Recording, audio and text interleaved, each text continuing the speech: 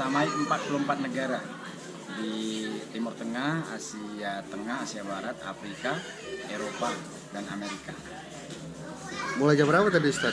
Jadi kita mulai jam 8 karena persiapan dulu, baru jam 8. Di depan Opi Mall ya? Ya, seberang. Alamatnya Seberang Opi Mall, Jalan Nurdin Panji, nomornya saya lupa.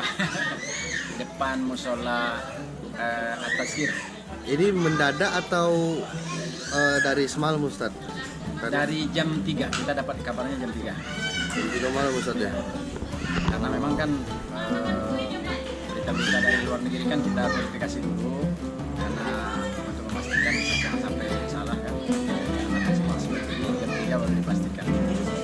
Jadi persiapannya itu mendadak Ustaz ya? Ya agak mendadak lah. Tapi alhamdulillah masih berjalan lancar lah. Berapa jamaah tadi Ustaz? Kira-kira Ustaz? Saya agak mungkin sekitar 500. Ya jadi karena hilal sudah terlihat kemarin sore di Timur Tengah ya, di Taif, di Turaim di Saudi ya, dan juga di beberapa negara lain di Timur Tengah. Nah, Nabi mengatakan sumu li ru'yatihi, puasalah kamu karena melihat bulan. Siapa saja yang melihat dan siapa saja yang mendengar informasi itu, maka hadis itu berlaku. Jadi tidak ada pembatasan negara, tidak ada batas wilayah, juga tidak ada batas jarak. Karena hadis itu menyebutkan li ru'yatihi, tidak ada penentuan harus orang tertentu di wilayah tertentu.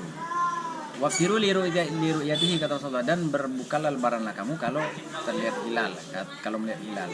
Hilal dari mana saja, oleh siapa saja. Itu hadisnya begitu. Yang kedua, faktanya secara astronomis ya, secara geografis astronomis, jarak antar bumi ini tidak sampai setengah hari. Jarak kita dengan Timur Tengah itu 4 jam, tidak nyampe setengah hari lah. Seperempat hari juga enggak, 6 jam juga enggak. Afrika Barat Daya ya, Maroko itu 6 jam. Eropa 8 jam, Amerika 11 jam 50